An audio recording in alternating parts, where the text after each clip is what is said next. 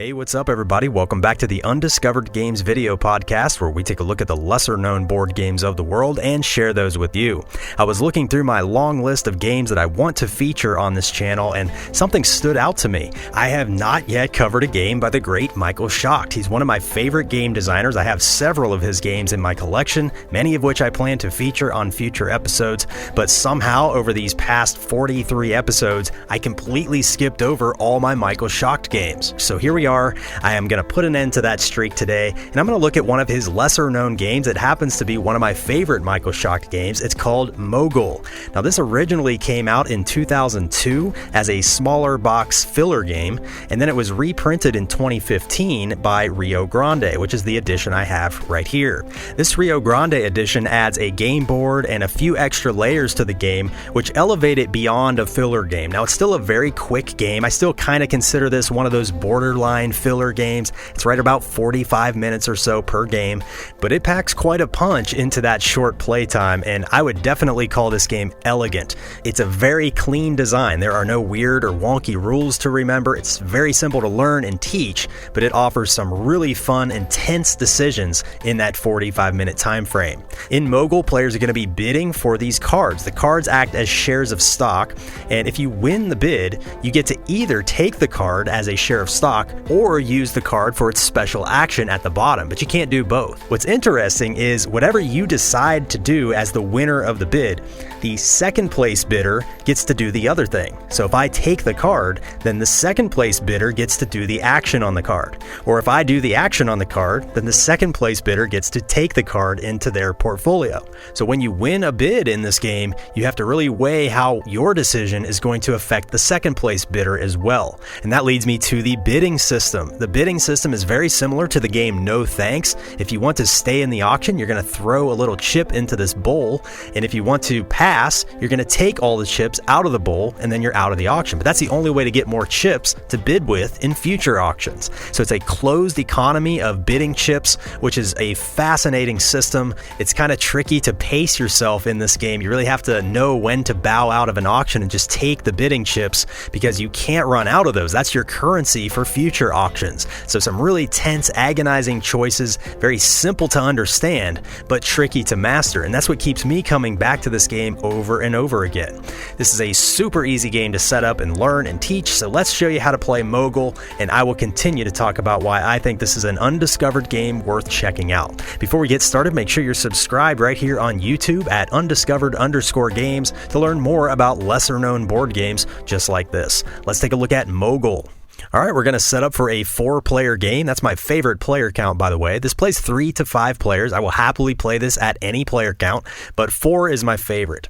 To set up the game, you're going to refer to this card here based on the player count. So this is a 4-player game. You're going to give each player this starting setup of cards like this. So players 1 and 3 start with a brown, a yellow, and a blue card, and players 2 and 4 start with a purple, a blue, and a gray card. Each player takes all their depots and their player color, and one of your depots will be your score marker. So everybody takes one depot and places it on the 0 space of the score track like this. Now the rulebook calls the points dollars. So like when you get paid $5, you move 5 spaces on this score track. So your dollars are your victory points here, and that seems very simple, but you have to reiterate that to a new player because we have another currency in the game, and that's these bidding chips here. So you don't want to confuse your dollars with your bidding chips. Bidding chips are just bidding chips. Dollars are victory points. Speaking of the bidding chips, everybody gets 6 to start the game. You're supposed to keep these chips secret from your opponents. The rulebook says keep them in your hand, but that's kind of annoying to do that for 45 minutes. So we like to use these little bowls that you cannot see through. Just don't peek at your opponent's bowls and you'll be fine. You could use player screens or something like that. I wish the game came with some player screens because you do need to hide these bidding chips. So that's the player setup. Now we got to set up this deck of cards. So find this Wall Street Crash card here. This gets set aside. Now you're going to shuffle the rest of these cards together. Then you're going to take the bottom 3 cards and mix this Wall Street card into those bottom 3 cards without looking. Then you're going to put those back on the bottom of the deck. So one of the last 4 cards will be the Wall Street Crash card, and that will trigger the end of the game. More on that later. So now you're all set up and ready to play, and the first thing I want to talk about is the cards, and then I want to talk about the game board. So the cards all function the same way. They're going to show you essentially 4 pieces of information. You're going to have a number at the top that shows you how many of that color there are in the deck. For example, there are 8 yellow cards in the deck, and there are 9 blue cards in the deck, but there are only 6 brown cards in the deck, and so on. The color of the card is like a share of stock in that color. So if I had 2 yellow cards in front of me and 1 blue card, that means I have 1 share of blue stock and 2 shares of yellow stock. Very simple. The color just corresponds to a train company. So each color has a company associated with it. Like yellow is the Ocean Pacific line, blue is the Santa Fe line, brown is the Rio Grande line, and so on. And those are just some symbols you can use in case you're colorblind. You can look for those specific symbols. At the bottom of each card shows a box with an alternate action. And remember, I said if you win this card in an auction, you can either take the card or do the alternate action. So I could just take this yellow card, that becomes a yellow share of stock, or I could do this blue action in the box at the bottom, but I would not get to take the card. So if I do this blue action, that just says I could sell all my blue shares of stock and get paid, or I could place a depot into the blue section of the game board. And I'll talk more about that in the next section, but I just want to show you the anatomy of the cards here so you understand that all the yellow cards have an alternate action in blue, whereas all the blue cards have an alternate action in gray. All the brown cards have an alternate action of purple, and so on. So all the cards function the exact same way, and the alternate action is the same thing on every card. It's either selling all your shares of this color or placing a depot out into this color on the board. So let's look at the board. The board just has little routes of all these different colors, and whenever you choose that alternate action that lets you place a depot into a certain color, you just place it on any open rectangle of that color. So if I'm allowed to place a depot into purple, I can choose any one of these and place a depot. Now nobody else can place a depot on that space.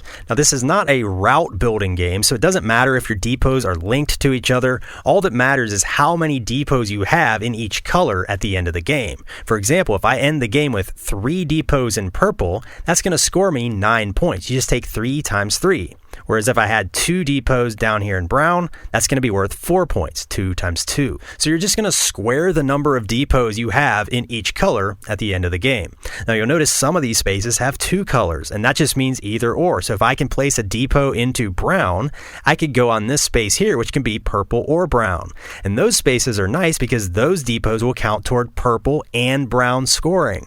For example, if I ended the game like this, I would get 9 points for my purple, and then this guy also counts toward my brown. So I actually have 2 in brown for another 4 points. So this depot gets to score for purple and brown. And there's several of these double spots on the board. As you can imagine, those usually fill up first. Those are ones to go for early.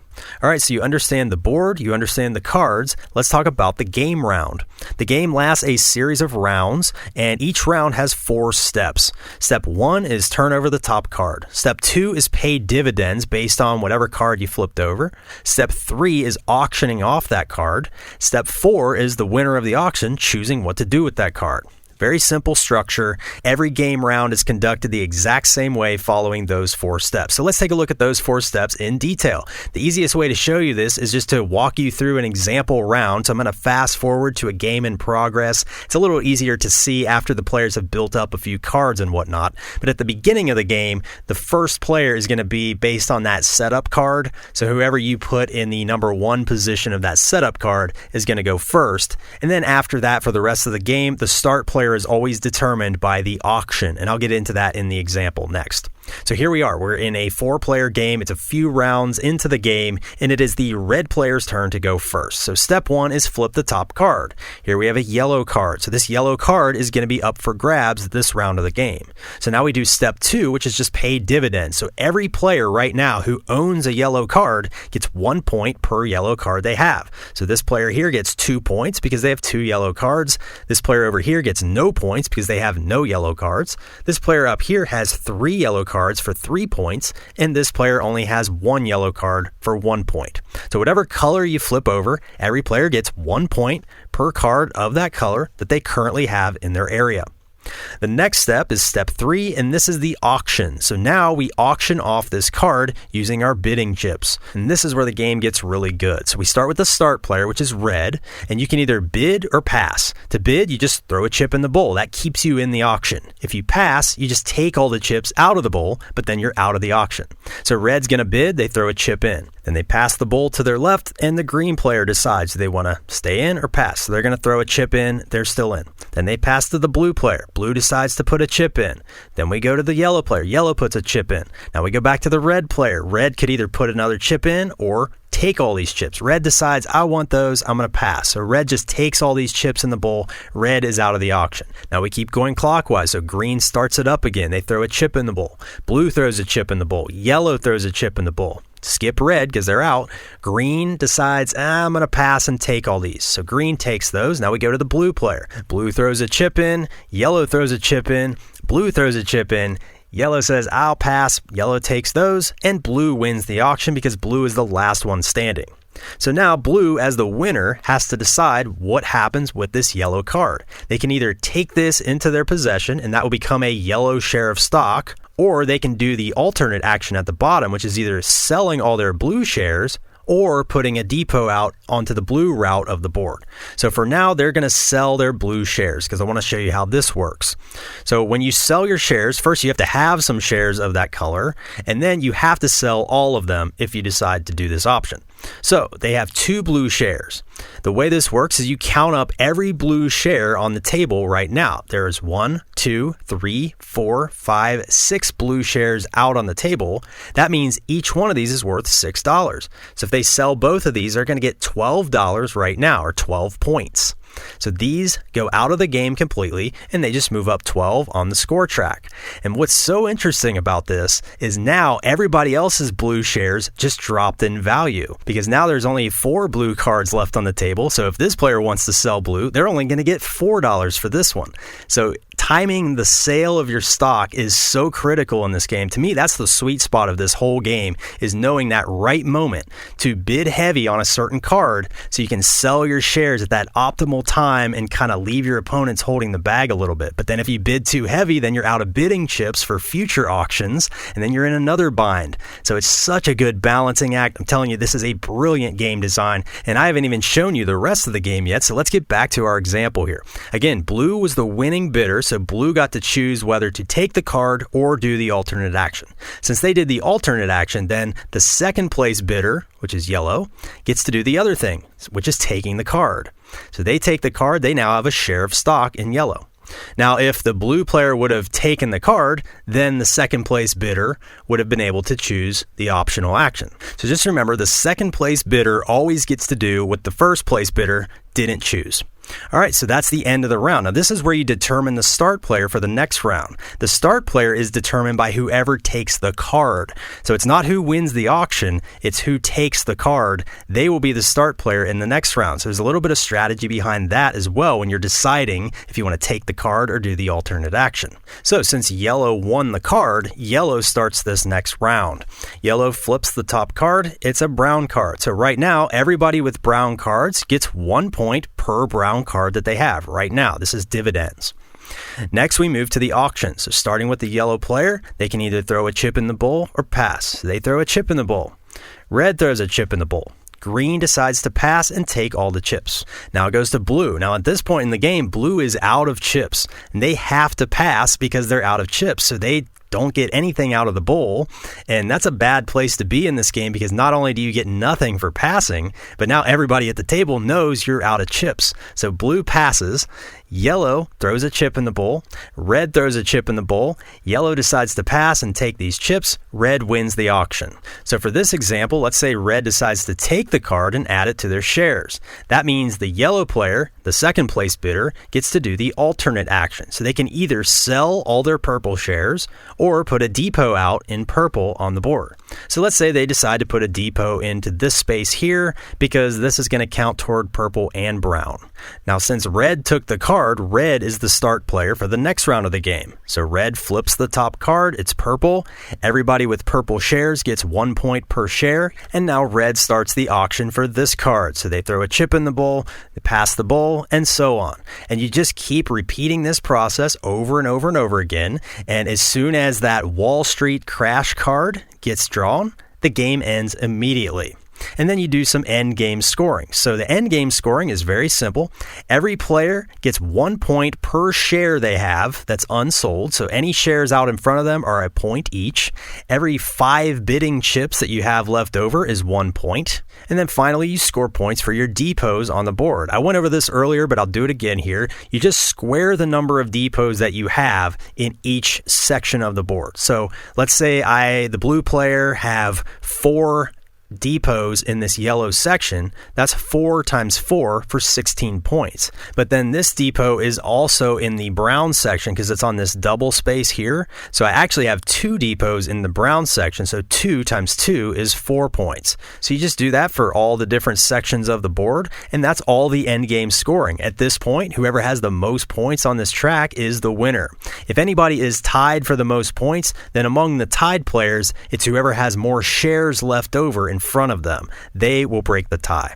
And that is how you play MOGUL. Now, I did forget to mention this one little rule, and that is each player, once during the whole game, can choose to spend 3 points to get 3 more bidding chips from the supply. So you just move back 3 on the track and take 3 new bidding chips into your possession. You can do this at any time during the game, and you can only do it 1 time through the whole game. And you have to use all 3. So you have to spend 3 points and get 3 chips. You can't spend like 1 point to get 1 chip.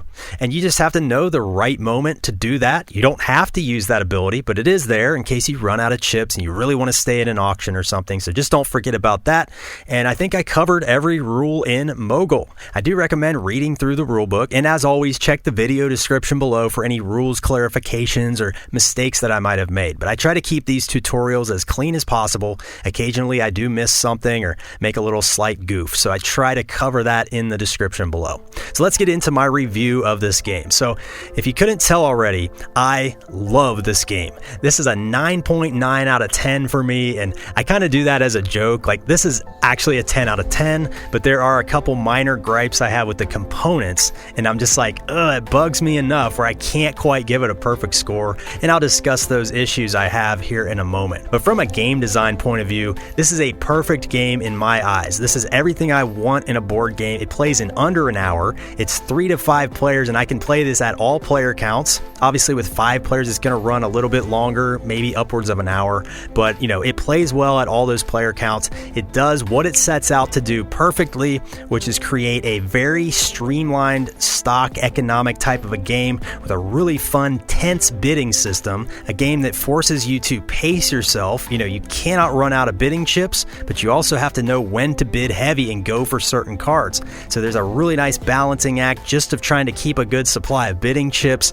Then there's another good balancing act of when to save up certain colors based on what your opponents are saving up, when to pull the rug out from under them and sell all your shares and get that big payout. It's just such a great timing type of a game, and it's all player dependent. Even just the idea of the cards having 2 choices on them, and then deciding how that's going to help my opponent. If I win the bid, do I want to give them the alternate action, or do I want to prevent them from doing the alternate action? Even if I want the card, maybe giving them the card is the better option. So there's just a lot to think about that's based on the other players at the table. Not to mention the card color distribution. That is very important to keep an eye on. How many cards have been out there of different colors? That's going to affect when you want to sell shares, or even if it's worth taking that card as a new share, or if it's worth putting depots into certain colors. And then you have to think about how the colors are on the different cards. Like the purple cards let you put yellow depots out. So if you've already seen, 6 of the 7 purple cards in the game,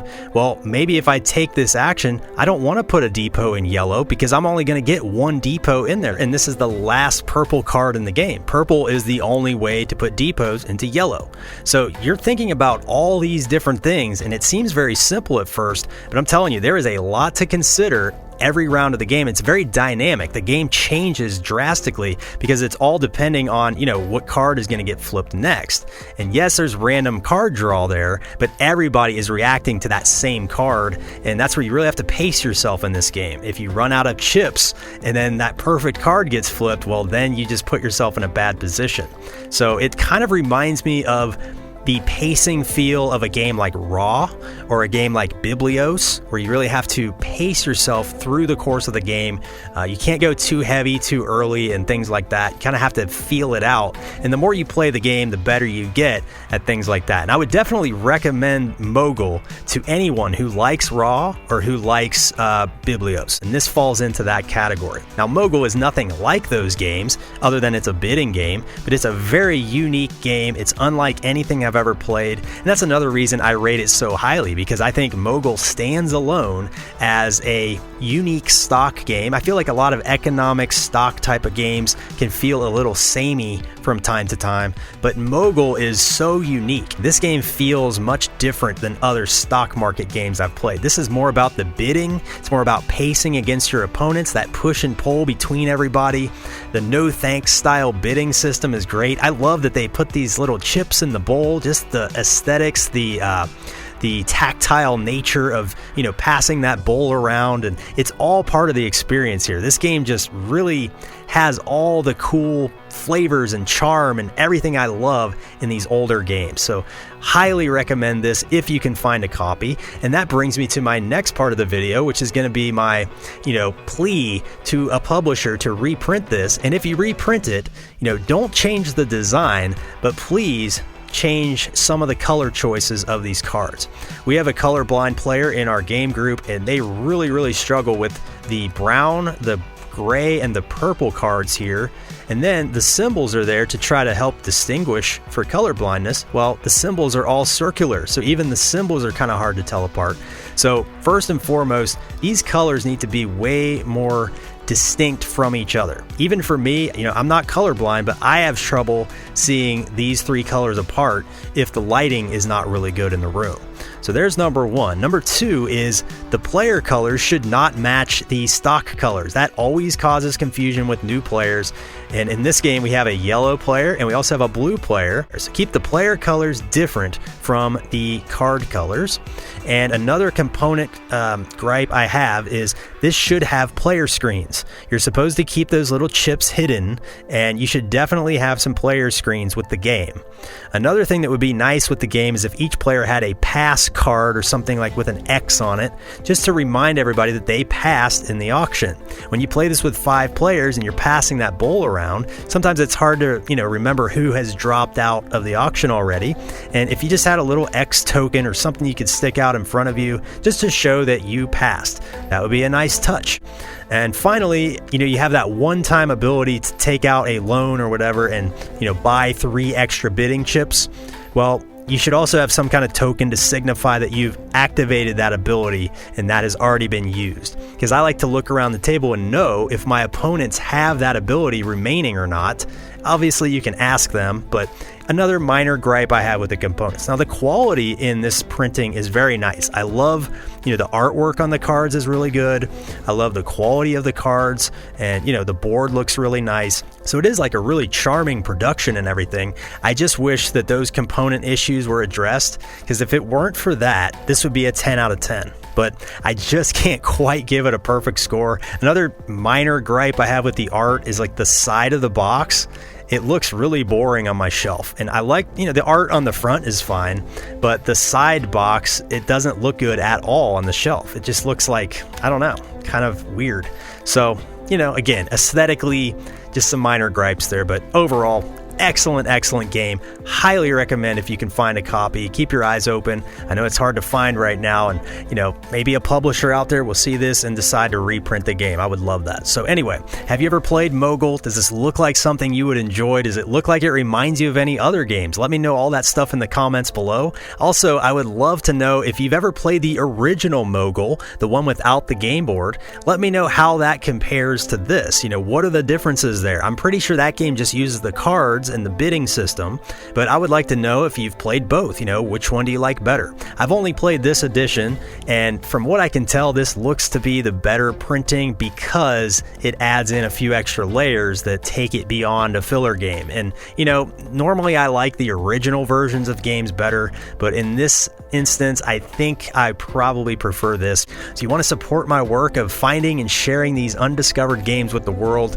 I would love for you to join me on this journey. Click subscribe right here on YouTube and get some of your gaming friends to subscribe as well. That's the best way to help my channel. You can also click the donate link in the description below. It's just a PayPal link. You can leave any amount you like. It's like a digital tip jar. I do not expect that, but it is down there. If you found this video helpful, or if you really like my content, you want to see more stuff like this in the future, that's one way to support the channel. There's also super thanks down there on YouTube if you do that sort of thing. So lots of ways you can help out.